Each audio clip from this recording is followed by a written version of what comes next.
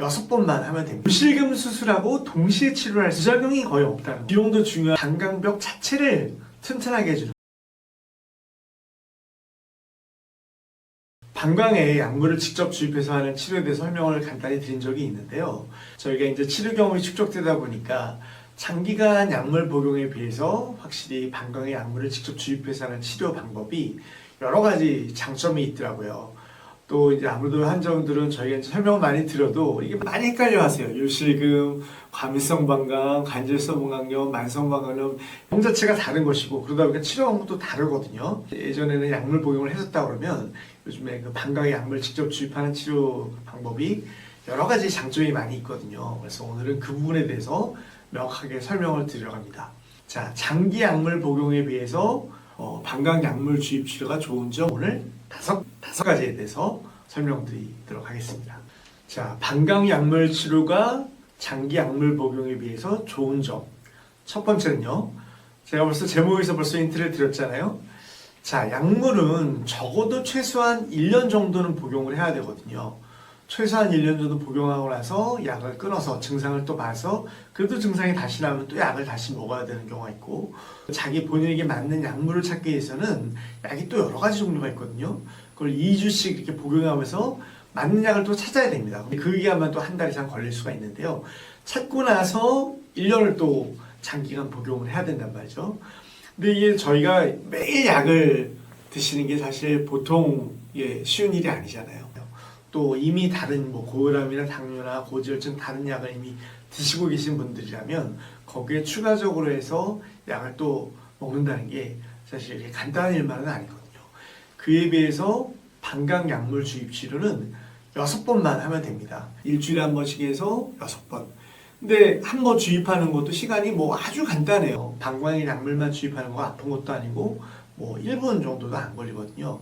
그러면 사실 우리가 약물을 그렇게 장기간 복용하는 거에 비해서는 방광 약물 주입 치료가 훨씬 더 간단하다는 장점을 우리가 아실 수가 있겠죠.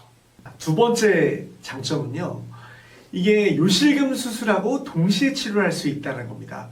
이게 무슨 얘기냐면 보통 나이가 있으시고 과민성 방광이 있으신 분들은 복압성 요실금이 같이 있는 경우가 많이 있거든요. 복압성 요실금은 수술로 치료하고요. 과민성 방광이나 절박성 요실금, 간질성 방광 이런 것들은 약물 치료거나 요 방광 주입 치료거든요. 두 질환이 완전히 다른 거 치료 자체도 다릅니다. 근데 보통은 나이가 드실수록 아무래도 이런 것들이 결합되어 있는 경우가 많아요. 복압성 요실금은 TOT라는 수술로 치료하는 것이고 과민성 방광이나 간질성 방광 약물 치료를 하는 것인데 우리가 수술을 하면서 약물 치료를 동시에 할 수는 없어요.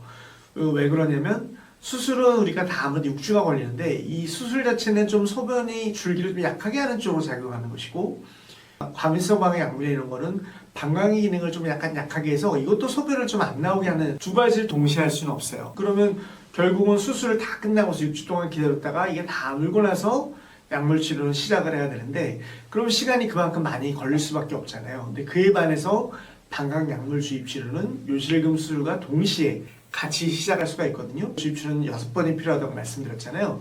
그러면 어차피 요실금 수술하면서 6주가 걸리니까 그 아무는 기간에 병원 오시면서 동시에 방광 약물 주입 치료도 할 수가 있으니까 6주면은 거의 다 끝나 있잖아요. 그래서 환자분 입장에서는 병원에 오는 횟수라든지 여러 가지면 시간도 줄일 수가 있고 하기 때문에 장점이 있다고 말씀드릴 수 있겠죠. 세 번째 장점은요. 방광 약물 주입 치료는 부작용이 거의 없다는 겁니다. 반면에 약물은 여러 가지 부작용이 있을 수가 있거든요. 이 약물 자체가 자율신경계에 작용을 해서 증상을 좀 조절해주는 약물이다 보니까 물론 요즘엔 약물이 약이 좋아져서 부작용이 많이 줄었다고는 하는데 그래도 약을 2가지 이상 자꾸 더 많이 드실수록 또 용량을 높일수록 부작용 확률은 그만큼 올라갈 수밖에 없거든요. 특히나 또 다른 약물을 고혈압이라든 당뇨라든 여러 가지 자율신경계에 작용하는 약물을 드시고 계시는 분이라면 동시에 먹을수록 아무래도 여러 가지로 신경이 쓸 수밖에 없겠죠. 근데 반면에 방광 약물 주입 치료는 방광벽 자체에 직접적으로 작용하는 거기 때문에 부작용은 정말 거의 하나도 없습니다. 또 치료 과정도 매우 간단하거든요. 그냥 방광 약물만 주입하면 되는 거고 아픈 것도 아니고 한 번 하는데 1분도 안 걸리거든요. 그렇기 때문에 여러 가지 약물에 비해서는 장점이 크다고 얘기할 수가 있겠죠. 네 번째는요. 자, 이게 아무래도 환자분 입장에서는 비용도 중요할 수밖에 없잖아요. 방광약물 주입 치료는 의료보험이 안 되긴 합니다. 비보험이긴 하지만 요즘에 실비보험들 많이 가지고 계시잖아요. 거의 실비보험에서 커버가 되기 때문에 비용 면에서도 거의 큰 부담이 없을 수 있습니다. 물론 실비보험이란 거는 개개인별로 보험회사별로 다 상품별로 계약을 어떻게 맺느냐에 따라서 다를 수는 있겠습니다만은 저희가 환자분들 요즘에 보니까 경험상 봤을 때 실비보험에서 많이 커버가 되더라고요. 그래서 특히나 실비보험을 가지고 계신 분이라면 비용 부담이 거의 없기 때문에 큰 장점이 부담 없이 치료를 받아올 수 있지 않을까 생각이 듭니다. 다섯 번째 장점은요, 이 방광약물 주입 치료 자체가 약물하고는 좀 다른 메커니즘이에요. 그러니까 약물은 자율신경계를 좀 조절해서 그냥 증상만 그때그때 조절해주는 것 뿐이랄까요? 그렇기 때문에 매일 약을 먹어야 되죠. 매일 약을 먹어야 되고 또 1년 이상 장기 복용을 해야 되는데 반해서 방광약물 주입 치료는 방광벽 자체를 튼튼하게 해주는 겁니다. 방광벽 자체를 코팅을 해주고 보호해주고 방광벽 자체의 재생을 도와주기 때문에 어떻게 보면 방광벽의 그 건강을 키워주는 좀 더 근원적인 치료라고 할까요?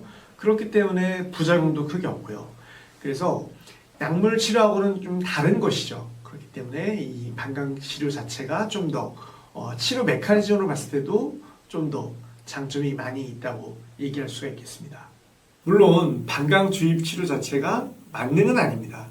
이 치료를 받아도 치료에 대한 반응 효과는 다 사람마다 다를 수 있고요. 그래서 물론 아주 심하신 경우에는 이거 받고도 증상이 좀 남아있어서 좀 더 뭐 약물 치료가 좀 더 추가적으로 필요한 경우가 있을 수도 있습니다. 하지만 그런 경우에도 우리가 약물만 먹는 거에 비해서는 약물 개수를 줄일 수 있다든지 약물 용량을 많이 낮출 수 있기 때문에 약물의 부작용도 줄여줄 수 있고요. 다른 약을 특히나 여러 가지를 복용하고 계시는 분이라면 훨씬 더 부담감도 줄일 수 있고 약물을 장기적으로 복용해야 되기 때문에 1년을 복용을 시작하는 거에 전에 방광약물 주입 치료를 먼저 한번 고려해 보시는 것이 장점이 많이 있다고 생각할 수 있겠습니다. 요식금 수술을 받으시는 분이나 병원 몇 번 오셔야 되니까 오시는 김에 방광약물 주입 치료를 먼저 고려해 보시는 게 여러 가지 장점이 있겠고요. 특히나 실비보험이 있으신 분들이라면 비용 부담도 없기 때문에 그 치료를 먼저 고려해 볼 수 있겠고 치료 메커니즘으로 봐도 좀 더 방광벽에 근원적인 치료가 될 수 있기 때문에 방광 주입 치료를 먼저 고려해 보시는 것을 적극 추천해 드리겠습니다.